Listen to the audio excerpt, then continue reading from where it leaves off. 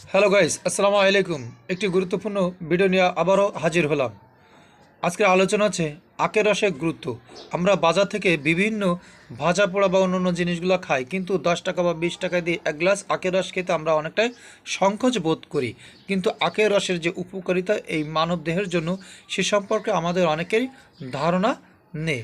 আজকের বিষয়টি হচ্ছে আখের রসের যে উপকারিতা এই সম্পর্কেই।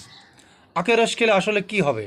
আখের রস খেলে এনার্জি বাড়ে, শরীর শরীরের যে ক্লান্তি এই ক্লান্তিটাকে দূর করে।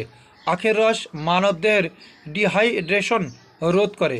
আখের রস জন্ডিসের একটি গুরুত্বপূর্ণ উপকারী জিনিস, অর্থাৎ যাদের জন্ডিস আছে তারা আপনারা আখের রস বেশি বেশি খেতে পারেন।